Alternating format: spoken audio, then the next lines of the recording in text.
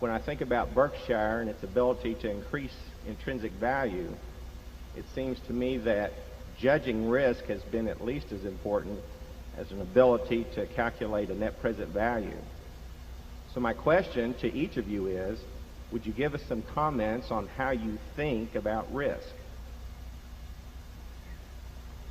Well, we think of business risk in terms of what can happen, say, 5, 10, 15 years from now that will destroy or modify or reduce the economic strengths that we perceive currently exist in a business. And some businesses it's impossible to figure, or at least it's impossible for us to figure, and then we don't even think about it then.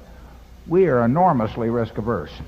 We are not risk averse in terms of losing $1 billion if there were an earthquake in California today. And we're thinking of writing a policy, for example, in the next week or so on a primary insurance risk of over $1 billion. That doesn't bother us as long as the math is in our favor. But in terms of doing a group of transactions like that, we are very risk averse. In other words, we want to think that we've got a mathematical edge in every transaction, and we think that we'll do enough transactions over a lifetime so that no matter what the result of any single one, that the group expectancy gets almost to certainty. When we look at businesses, we try to think of what can go wrong with them. We try to look at businesses that are good businesses now, and we think about what can go wrong with them. If we can think of very much that can go wrong with them, we just forget it. We are not in the business of assuming a lot of risk in businesses. And that doesn't mean we don't do it inadvertently and make mistakes, because we do. But we don't intentionally or willingly, voluntarily go into situations where we perceive really significant risks that the business is going to change in a major way. And that gets down to what you probably heard me talk about before, is what kind of a moat is around the business. Every business that we look at, we think of as an economic castle. And castles are subject to marauders. And in capitalism, any castle you have, whether it's razor blades or soft drinks or whatever, you have to expect that. I mean, you want the capitalistic system to work in a way that millions of people are out there with capital thinking about ways to take your castle away from you and appropriate it for their own use. And then the question is, what kind of a moat do you have around that castle that protects it? See's Candy has a wonderful moat around its castle.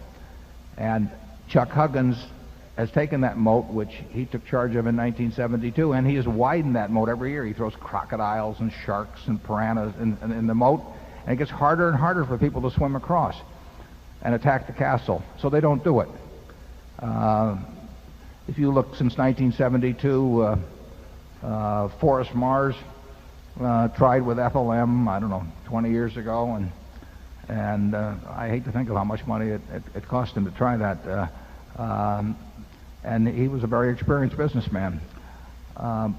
So we think in terms of that moat and the ability to keep its width and its impossibility of being crossed as the primary criterion of a great business. And to our managers, we say we want the moat widened every year. That does not necessarily mean that the profit is more this year than last year, because it won't be sometimes. But if the moat is widened every year, the business will do very well. When we see a moat that's tenuous in any way, getting back to your question, it's just too risky. We don't know how to evaluate that. And therefore we leave it alone. We think all of our businesses, virtually all of our businesses, have pretty darn good moats, and we think the managers are widening them. Charlie? How could you say it better?